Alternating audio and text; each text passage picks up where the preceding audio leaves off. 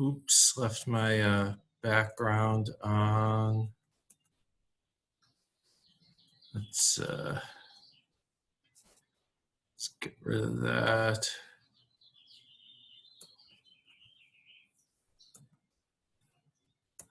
Settings, virtual background, none.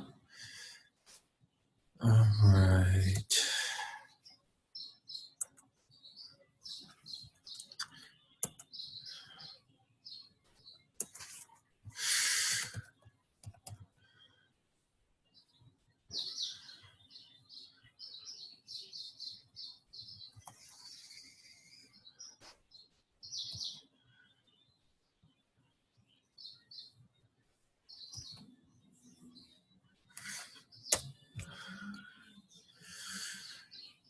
All right, well, we're winding up.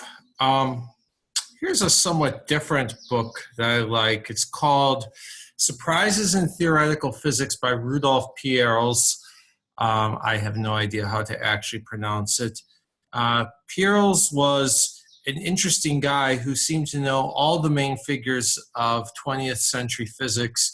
He was originally in Germany, spent some time in the Soviet Union getting to know. He wasn't a Soviet sympathizer, but he went to a lot of conferences and had collaborations and studied there in the 1930s, got to know a lot of great figures there, then went back to Germany, then did what any sensible person did in 1930s Germany and left 1930s Germany and went to the UK. He's famous for a phenomenon called the Piero's instability, which he apparently discovered while writing homework problems. He came up with a homework problem that involved basically the energy states of a polymer, and turned out to be a pretty important discovery in condensed matter physics. And he wrote it as a homework problem. And this is kind of a tour of different topics in condensed matter physics that shed light on little connections within the wider scope of theoretical physics. It's a very insightful book that I highly recommend sitting down and perusing. All right, we are getting towards the end of things. So first of all, I should say that we will have a review session for the final. The final is scheduled to be on Friday of next week. The final will be a little bit less than half relativity, a little bit more than half waves and optics. And I'm going to give you 3 hours instead of the usual 2-hour time slot. Some of you might have a final right before this, so some of you might have one right after. So I'm going to start the final 30 minutes before the official time slot and end it 30 minutes after the official time slot, so that even if you have an overlap issue, you should be okay on one end or the other. Any questions on anything? All right. Then, I see something in the chat. How many questions will be on the final? Probably 7, because usually I have 4 on a 50-minute exam. The final is 1 hour and 10 minutes, so it's more than twice as long. I could justify having 8. I'll probably just have 7. I'll probably have 3 relativity and 4 waves, reflecting the balance of topics. Other questions?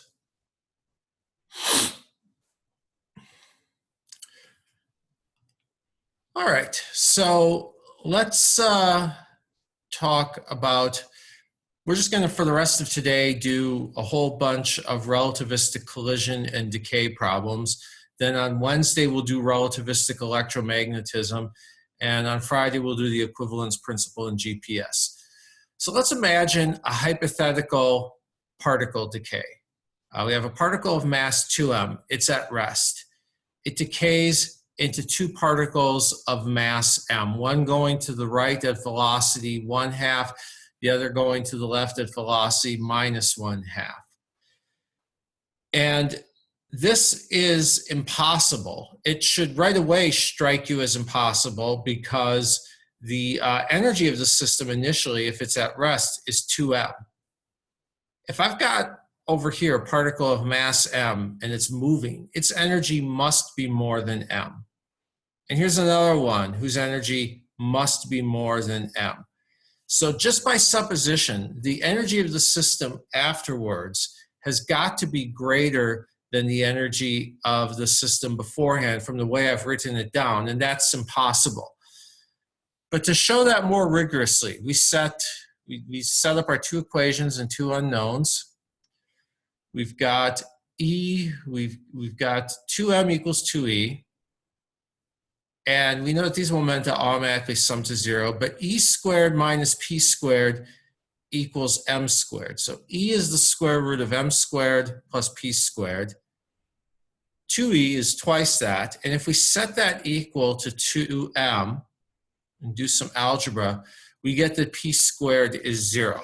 So if a particle of mass m decays into, of mass 2m, excuse me, decays into two particles of mass m, they must be at rest. Any questions?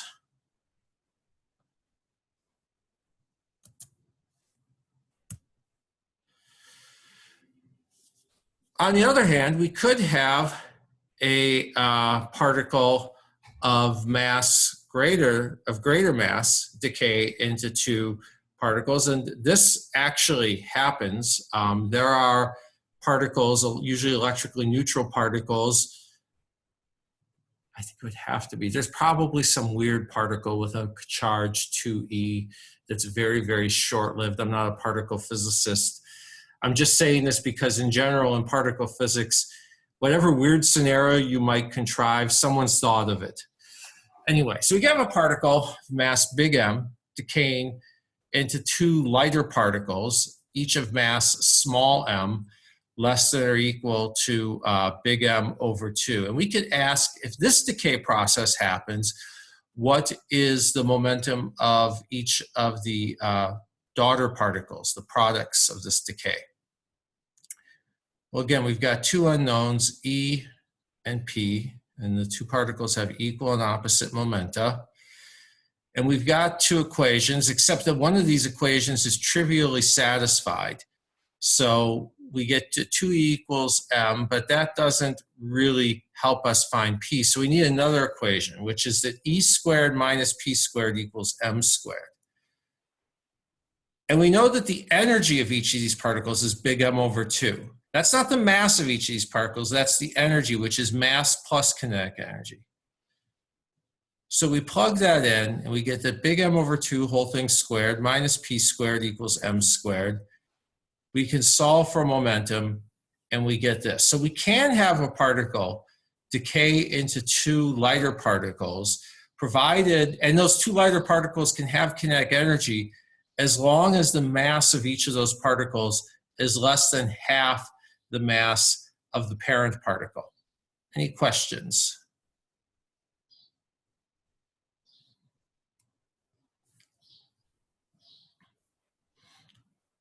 Well, that's a decay into massive particles.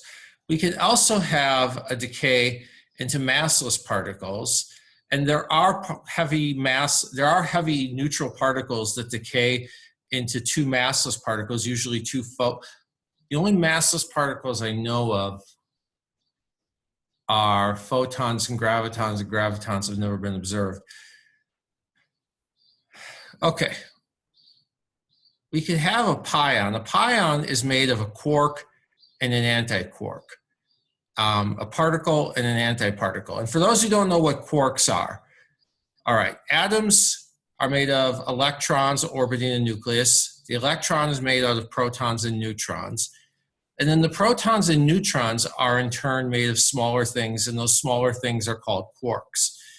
And just like you have electrons and anti-electrons or positrons, there are quarks and antiquarks. And if you have a quark and an antiquark together, they don't last very long. So you get a very rapid decay. So this particle called a pi zero or a pion is made of quarks and antiquarks. It's involved in nuclear forces. And it can decay into 2 photons or 2 gamma rays. And that's actually a trivial problem to solve. The pi 0 turns into 2 gammas, each with energy E gamma. Their momenta are equal and opposite if the pion was at rest. And so we just get that the gamma ray energy is half of the pion mass. This is not surprising. But before I move on to the more complicated case, any questions?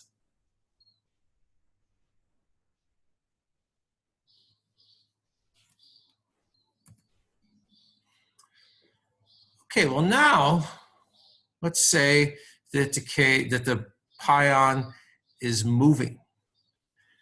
And if the pion is moving, well, this can actually get pretty complicated because we're actually, of course, in 3-dimensional space, 4-dimensional space-time. We could have one of the gamma rays going like this and the other gamma ray going like that. And they could have that the vertical components of their momentum are equal and opposite, but that the horizontal components aren't, so that the horizontal components add up to the pion's original momentum and the vertical components cancel. But we're going to leave that alone. And by the way, for those who are interested, a pi 0 is a combination. It exists in this weird mixing of states where half the time it's an up quark and an anti-up quark. And the other half the time it's a down and an anti-down. If you don't know what any of that means, don't worry. This is just for those who are curious and have read a little bit about this. Anyway, so it decays into 2 gamma rays. And now those gamma rays have energies E1 and E2. And the one that's going to the left is going to have momentum minus E1. And the one that's going to the right is going to have momentum plus E2. 2 equations, 2 unknowns. Problems with gamma rays are generally easier. E1 plus E2 is whatever the initial energy is. And remember, that initial energy is more than just big M. It's the sum of big M and the kinetic energy. All right, so we solve. And we solve 2 equations for 2 unknowns. We get the E2 is E0 plus P0 over 2, and E1 is E0 minus E2, or E0 minus P0 over 2. And that's, again, fairly straightforward to do. Any questions? Just remember that for a problem like this, there's 2 different steps. There's the step that's purely the physics. It's setting up the equations. It's thinking about what are the conserved quantities. How do each of these quantities relate to the behavior of the particles? Well, each photon has an energy. And because photons are very simple particles, the energy and momentum have the same magnitude, but the momentum could be negative, whereas the energy is always positive. So we set up those equations to reflect these conservation laws. Then there's the math, solving the equations. But it turns out that the pion occurs in 3 different types. There's the neutral pion, the pi 0, and then there's the charged pion. There's the positively charged pion and the negatively charged pion. And charged pions often decay into a muon and a neutrino. Now this is an anti-muon. A muon is negative, and a muon is negatively charged, and anti-muon is positively charged. Remember, muons are those particles that are just like electrons, only heavier. And the negative pion decays into a muon, a negatively charged particle, and an anti-neutrino. Now, we'll say a lot more, or I won't, but Dr. Bottano Alcalde will say a lot more about neutrinos next fall in Physics 2540. What I want you to know about neutrinos right now is that neutrinos are produced in any sort of particle decay that produces an electron or a positron or a muon or an anti-muon, or, for those of you who have heard of it, a tau or an anti-tau. There are certain kinds of particles called leptons. They include electrons, muons, and taus. And whenever one of these particles is created, there's a conservation law. Just like, if you create positive charge, you have to create negative charge to keep the universe balanced. If you create a lepton, you have to create an anti-lepton. So if you create an electron, either you must also create a positron. That's one way to balance out the electron, an electron and an anti-electron.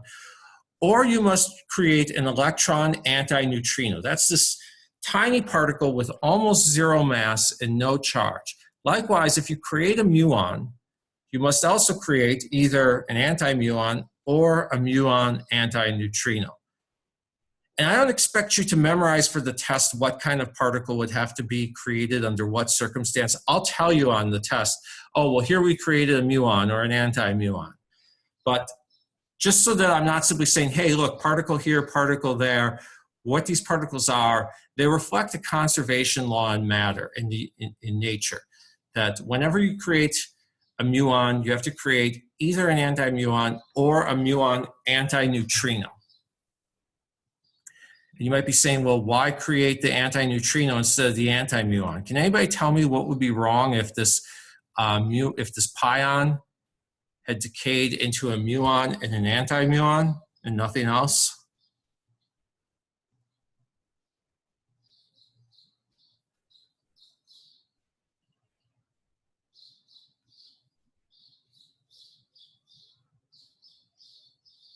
Well, this pion is negatively charged. This muon is negatively charged. What if I had also created an anti-muon and nothing else on the right side here?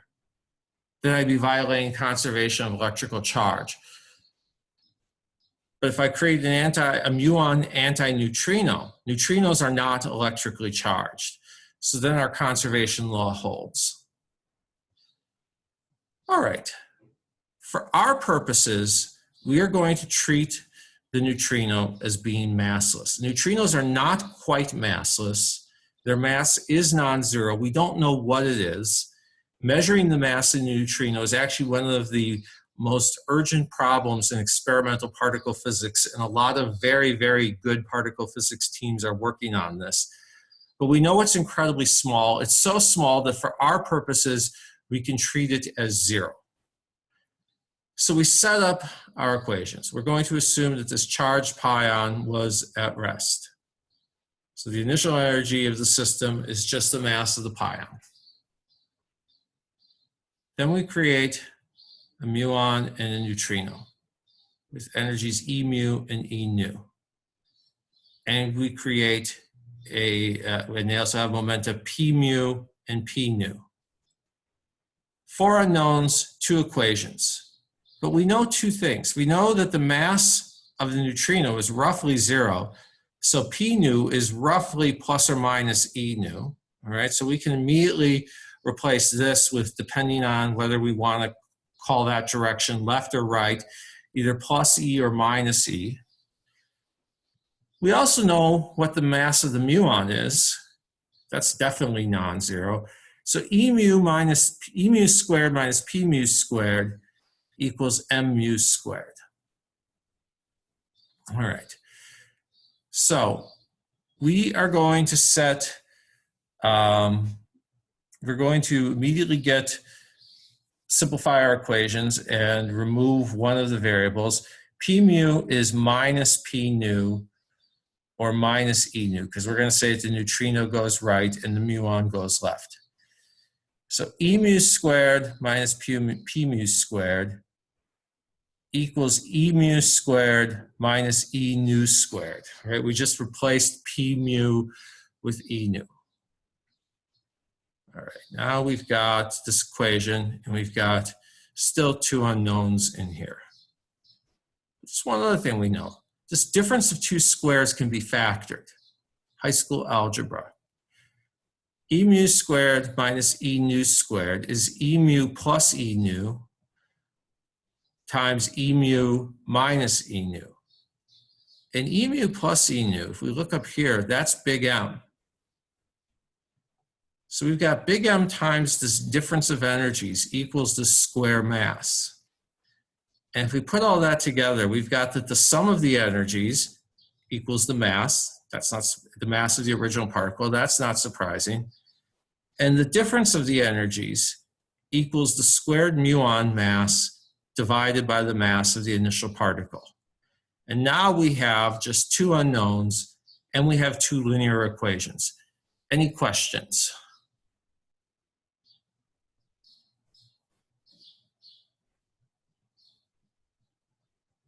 Again, I know I threw a lot of detail at you about the nature of various subatomic particles, but just remember that we have our conservation laws. The energies after this decay have to add up to the mass of the initial particle or the energy of the initial particle, but the particle wasn't moving, so its mass and energy are equal. The momenta have to add up to the initial momenta, which was 0 because it wasn't moving. That's 4 unknowns. We eliminated one of the unknowns by replacing the neutrino momentum with its energy. It's almost massless. And then we get another equation here. And this equation is nonlinear, but it's the difference of two squares. And the difference of two squares can be written as the sum of the two variables multiplied by the difference. And lo and behold, the sum of the two variables is here. So that makes these equations easier to solve. Any questions at all?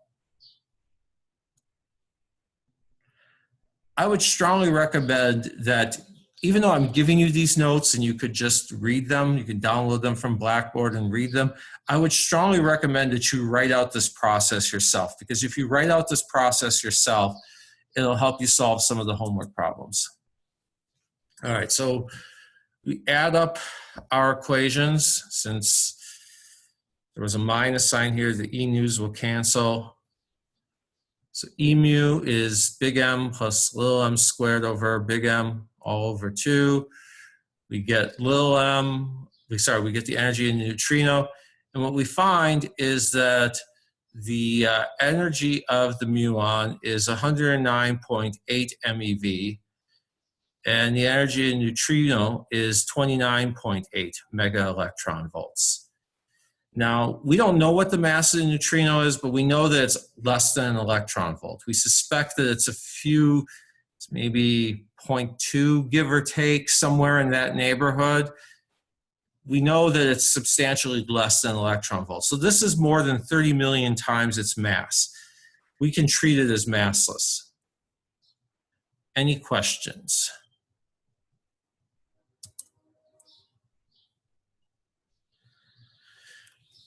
Okay, then one more example, and this is from a pretty important particle physics experiment. I've been telling you that neutrinos exist, and I've been telling you that their masses are quite small, but people do want to measure them. So let's look at the decay of tritium. Tritium is just hydrogen with a proton and 2 neutrons in the nucleus. Most hydrogen in the universe just has a proton in the nucleus, nothing else. Deuterium is a stable isotope of hydrogen. It has 1 proton and 1 neutron. It's important in nuclear fusion. Tritium has 1 proton and 2 neutrons.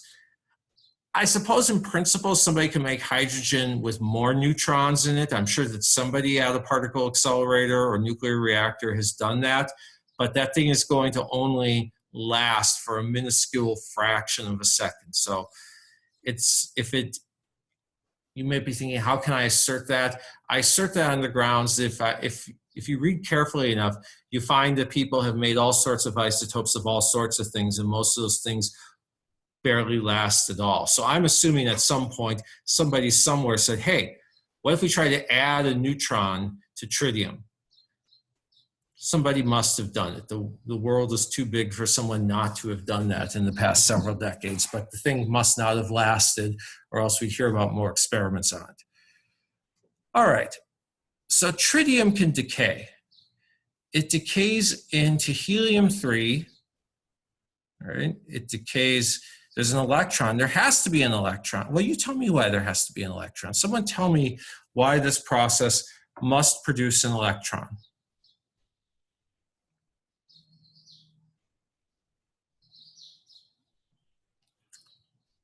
Think about physics 1520. To keep the charge the same. Yep, we went from having 1 proton to 2 protons. So now we've got two positive charges. We have to balance that by creating an electron. And then whenever we create an electron, we also have to either create an anti-electron to balance it out, or an electron anti-neutrino. And if we create the anti-electron, then we'd be right back to having a net charge of +2 on the left side. So we have to create that neutrino. Now there are 3 particles created, which means that there are 3 unknowns, because all the particles are going to travel in a single plane. They have to, so that their momenta add to 0. This is only true in the rest frame of the tritium, of course. In other reference frames, all bets are off, but then the math gets complicated. So we've got 6 unknown momentum components. The energies aren't independent of momenta, so we have 6 unknowns, not 9.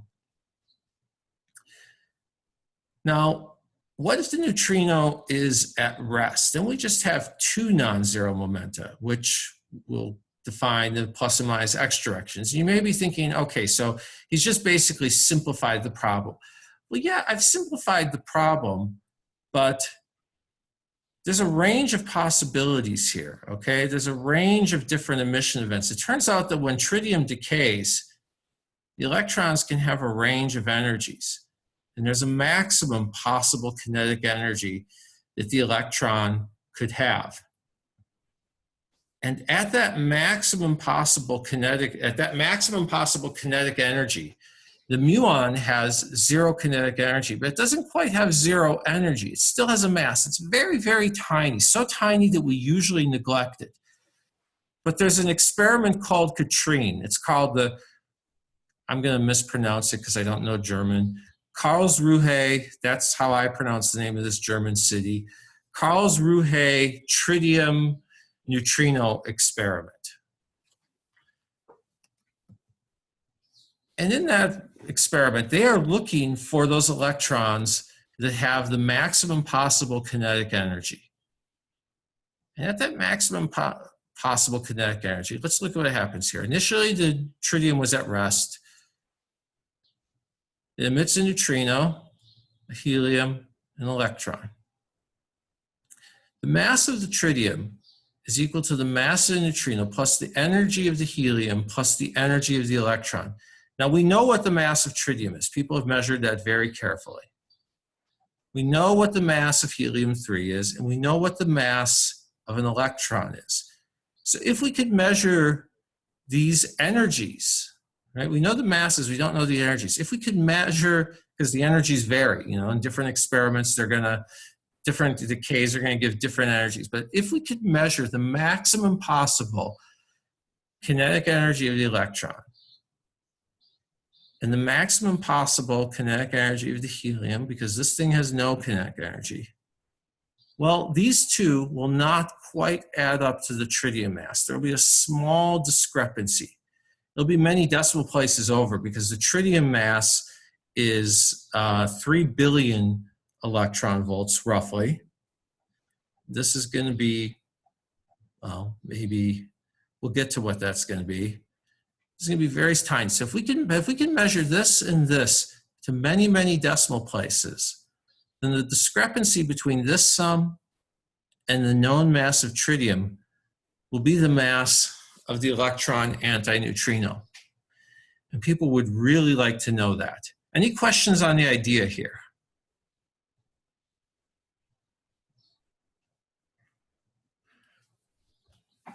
All right.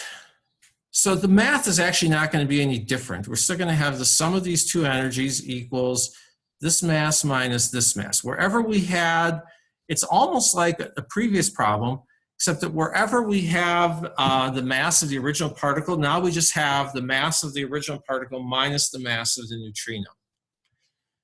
These two add up to 0, so we can replace the helium momentum with minus the electron momentum.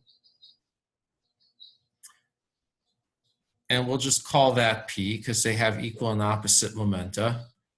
And P squared is E squared helium minus M squared helium. It's also E squared electron minus M squared electron. Which means that these two things are equal to each other. We've gone from doing the physics, setting up the relationships, to doing the math now. We eliminate p squared by noticing that we've got an equation that p squared is equal to two very different things. We set those things equal to each other. We've just gotten rid of a variable.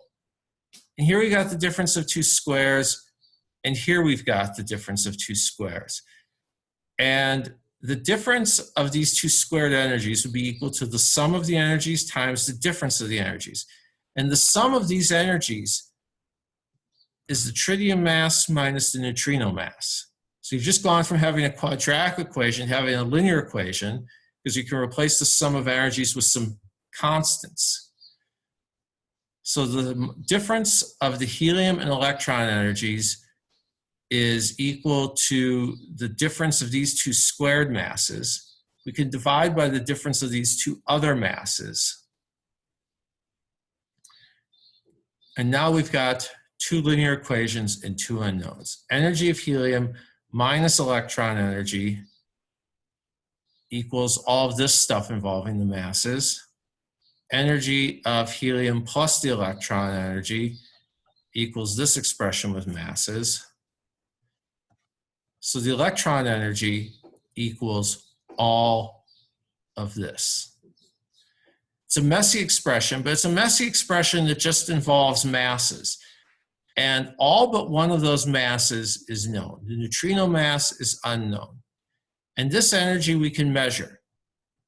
Remember, we only want the energy right here, because this is the case when the electron has its maximum possible kinetic energy, the neutrino has no kinetic energy.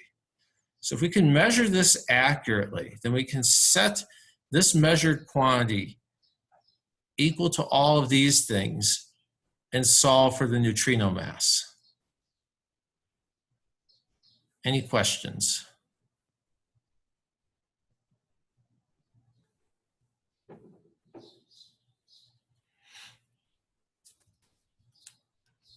So before I switch to asking you guys some questions, let me give you a little background on why people care so much about neutrino masses. Maybe you've heard of the standard model of particle physics. The standard model of particle physics is our theory of subatomic particles. And the theory, the standard model of particle physics works. It works so well that it is frankly a problem. It's a problem because I'll give you the very cynical reason and I'll give you the very intellectually profound reason. On the one hand, it's a problem because if the damn thing works so well, then what is there left to discover? It explains every single measurement done, I shouldn't say every single, I should say it explains every measurement that people at particle accelerators have replicated. Right? Every replicated measurement that has been done at a particle accelerator is explained by the standard model. The whole theory fits together beautifully. It fits together so beautifully that one could argue that they've got nothing left to do and they should all be laid off and we should close the labs, and that would be terrible. But that's not quite true, of course. There are always discrepancies. There are measurements that people have done that don't quite add up. And the discrepancies are large enough to be interesting, not large enough for people to definitively say, oh yeah, the theory is definitely wrong. For each discrepancy, there are people doing follow-up experiments. Some of those follow-up experiments haven't been completed yet, so I cannot make an intellectually honest case that those discrepancies are a problem. But what I can say is that so far, no discrepancy has been shown to be a problem. All right, now particle physics is not done because there are a few facts of the universe that we cannot fit into the standard model. There's gravity. Gravity and quantum mechanics don't work together very well. They actually work together okay in certain cases, but the theory, when you really push hard on gravity and quantum mechanics, they don't fit together. But beyond that, when people look at the skies, they see evidence for dark matter. Basically, they look at galaxies and the way that they rotate, And they also look at some stuff from the early universe. And they say, based on everything that we're seeing in the skies, it looks like there must be a whole bunch of matter out there. Then they count up the stars. And based on what we know about stars, they count up all the mass in the stars. And they say, that's only about 1/6 of all the mass that we see. If we just look at how things are moving based on our understanding of gravity, there must be a whole lot more matter out there, but we're not seeing it. Now, there's a bunch of explanations you could immediately speculate on, and astronomers have shot those down. One thing you could say is, well, how do we actually know what the masses of the stars are? Well, the astronomers have very good answers for that. Can we say for absolute 100% certainty that they're right? Well, we can't say that about anything in science, but we can say that so far their picture adds up. So if they're drastically wrong, well, then that is on the one hand very drastic, yet on the other hand, the mistake must be very, very subtle or someone would have caught it. So let's leave that explanation aside for now. Another thing you could say is that maybe our understanding of gravity is wrong. And people have worked on that possibility, but those theories have their own problems. Then you could say, well, maybe there's a bunch of matter out there that just isn't emitting light. I mean, it could be dark out there. Okay, well, if you think, it turns out though that matter that is at non-zero temperature must be emitting radiation. I mean, if you look around the objects in everyday life experience, if you don't have a light on, you might say they aren't glowing, except that then you look at them with a thermal infrared camera and it turns out that they are glowing. And there are objects colder than that, but when you look at them with a microwave camera, it turns out that they are glowing. They're just not glowing in the infrared, they're glowing in the microwave. And if you could look at things even colder than that, they would be glowing radio waves. And people have searched for evidence that there's a whole bunch of really cold stuff out there that isn't glowing at visible wavelengths. Well, they haven't found stuff glowing at they have found stuff glowing at microwave wavelengths. It's the cosmic microwave background, but they haven't found evidence of additional matter glowing at microwave wavelengths. They haven't found evidence of additional matter glowing at radio wavelengths.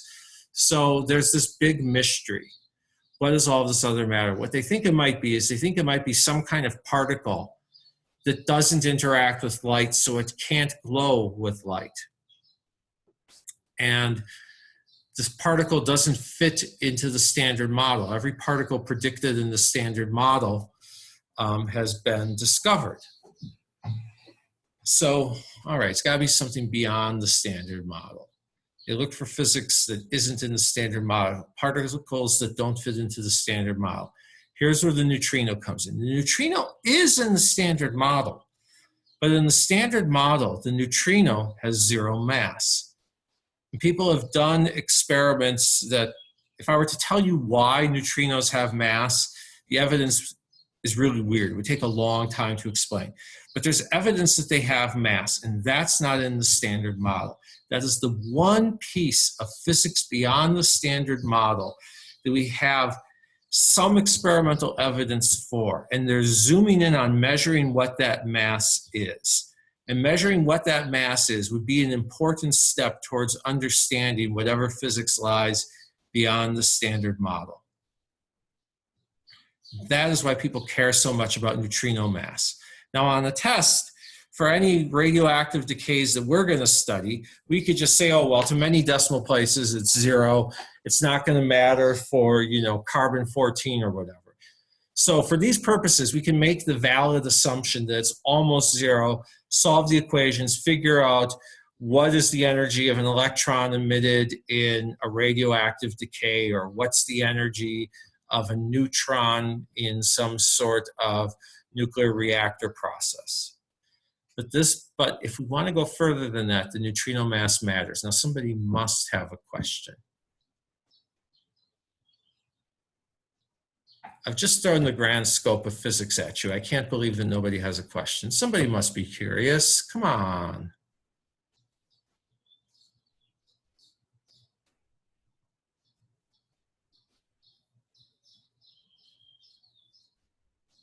It is so disappointing that nobody's curious about this. Really? But when you were talking about dark matter and Yeah. why that might not be such a viable potential answer.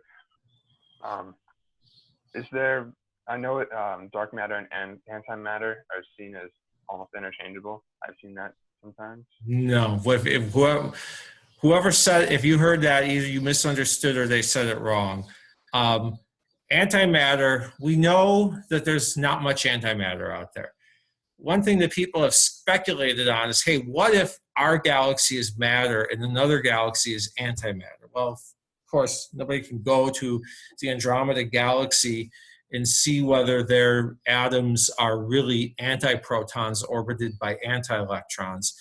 But when people see two galaxies come together, and if you look up in the sky, you can indeed see galaxies come together. I see a hand raise, I'll get to that in a second. We never see gamma rays coming, or we don't see an excess of gamma rays. There's always gamma rays coming from a variety of sources, but we don't see a ton of gamma rays coming from the places where two galaxies happen to bump into each other. So we're not seeing matter-antimatter collisions and annihilations. Now, strictly speaking, not every galaxy out there has undergone a recent collision. So technically speaking, you can never say for 100% sure, but there's no evidence for it. And William, I see your hand up, so unmute. What's your question? So is the only thing stopping us from getting value from the neutrino mass is just really accurate, not enough accuracy with values? Okay. So we just need a more accurate value for the max energy of the one thing. Okay. So the kind of physics that people spend their time thinking about on an experiment like that, yes, on an experiment like that, there are people thinking about physics beyond the standard model. But on a day-to-day basis, they're spending less time thinking about questions like, what is the nature of antimatter, or what's the nature of dark matter, and more time thinking about things like, okay, I've got this high energy electron traveling through this magnetic field. What is the frequency of radiation it will emit? How efficiently can I detect that radiation? You spend more time thinking about, why is my circuit board not working correctly? Why am I getting a tiny little offset in the signal? Some people love thinking about that kind of stuff. Truthfully, solving those kinds of puzzles to some people is very satisfying, because the odds are that in the next month you could figure out why it is that your circuit board gives a consistent offset. You know, that your signal was never quite at the frequency expected. It was always off by a consistent amount. You will eventually find that thing, and when you find that thing, it'll be so satisfying. The odds are that in the next month you will not come up with a satisfying theory of dark matter, because no one else has. So some people love doing that kind of stuff. And there are other experiments out there to measure the mass of neutrinos, and there are other, beyond the Katrine experiment, there are other people trying to study it from different approaches. Neutrinos have a bunch of other weird properties. They oscillate from one type to another. An electron neutrino can turn into a muon neutrino. There are people who work on that. But on a daily basis, they're not thinking about the nature of dark matter. They're thinking about, why isn't my detector efficient? Or can we model the fact that the magnetic field that these electrons are traveling through, when we send them through this system that's going to collect them and focus them here, that magnetic field is not quite uniform? Can we model the effect of those non-uniformities to understand the more complicated trajectory? And so people love that. And that's the real day-to-day satisfaction coming from those kinds of experiments. Other questions?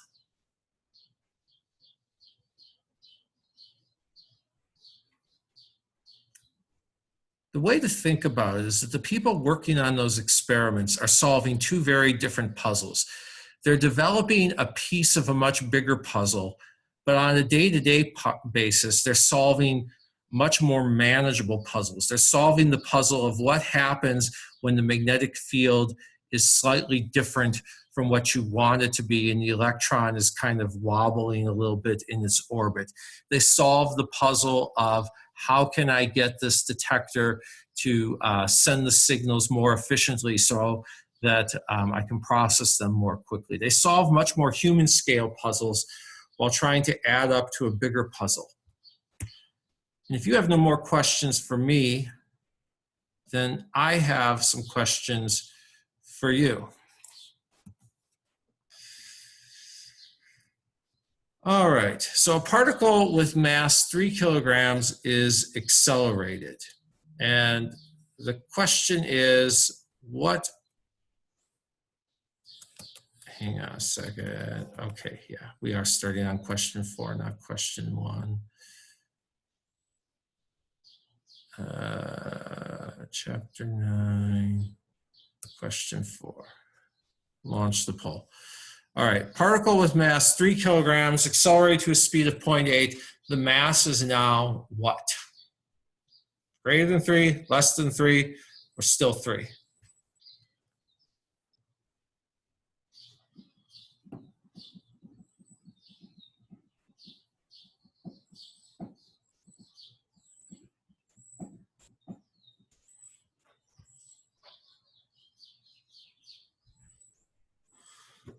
All right, we need 3 more people to vote.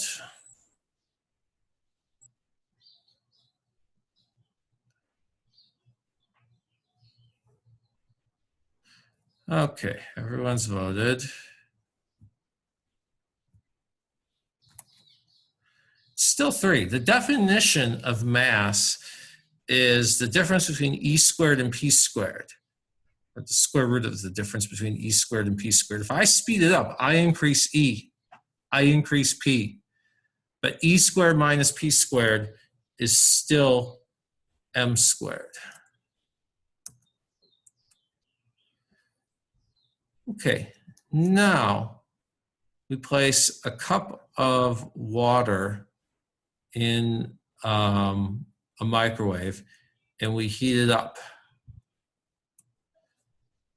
Now, what happens to the mass?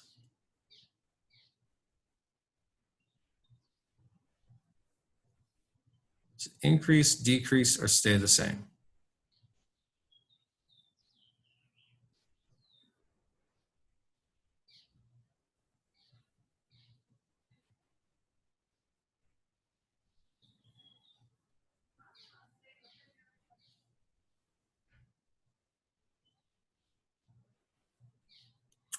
All right, 8 people have voted, so let's end the polling. We'll share the results. The mass has increased. Now, you may be thinking, wait, just a second ago, I said that the energy of a particle, the mass, increasing the energy of a particle does not change its mass. Yeah, but increasing the energy of a system can, because the mass is the mass squared is e squared minus p squared. All right. If I heat up water in a microwave oven, the net momentum of the water is 0. Now, any individual water molecule could have a huge momentum to the left or right or whatever direction. If I add up all of those momenta, they add up to 0. So the energy is increased without increasing the momentum. That means that the mass must have increased.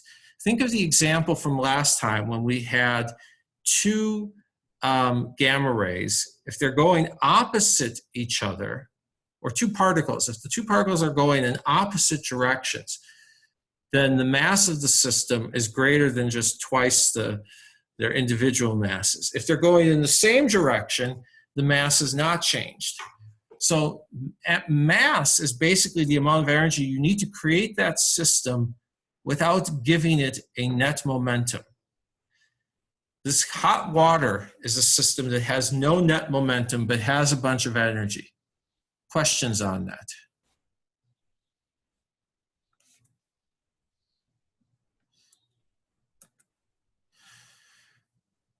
Okay, now a spaceship converts 6,000 kilograms of matter, antimatter fuel to massless light. The mass of the total system, the empty spaceship without the fuel, plus the flash of light, decreases. True or false?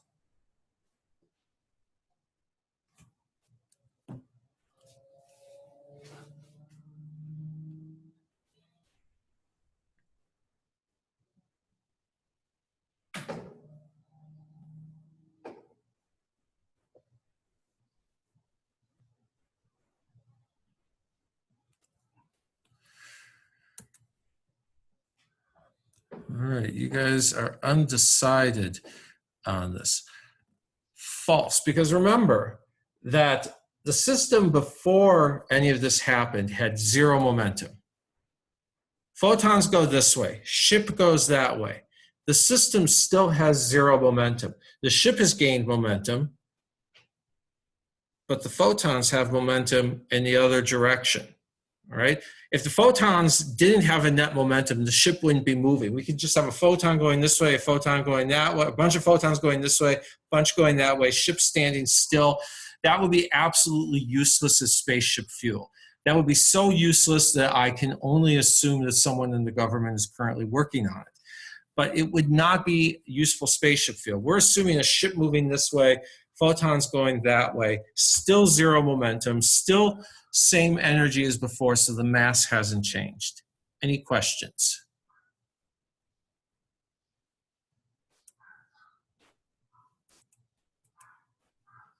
Okay, we will do one more. So we've got a kaon, a particle with a mass of 498 mega electron volts. And we want to know two things. Kaon decays into two pions. So the kaon had mass of 498. The pions each have mass of 135. Sure, is mass converted to energy? Does the system's mass decrease? Are both of those statements true, or is neither true?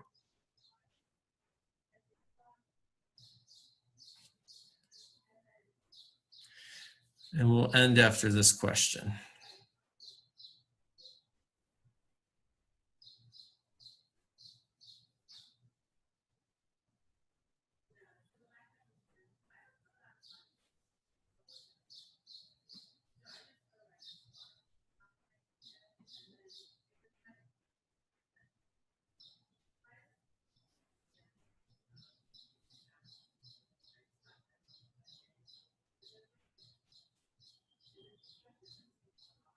All right.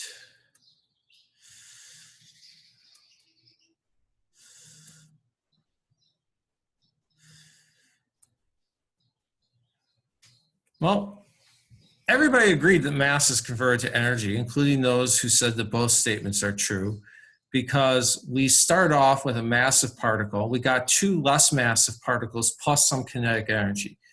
So in that sense, yeah, mass is converted to kinetic energy. I can see why people would be tempted to say then that the system's mass decreases. I mean, if we've converted mass into something, then some mass must be gone, mass must have decreased. I would not grade you on a question like this. I wanted you to think about it and take your best guess at it to prompt some thinking. This is one of those places where we don't always state things very enlighteningly in relativity, because we wind up with individual particles, individual pieces of the system have less mass and have gained kinetic energy. In that sense, mass is converted to energy. Yet at the same time, if we consider E squared minus P squared, if that kaon was sitting still, zero momentum, then the pieces go like that, still zero momentum. So E squared is the same, E squared minus P squared must be the same as before, which means that the mass of the total system cannot decrease. So I understand why some people said that the mass decreases. This gets into some of the problem with the terminology in this field. Any questions?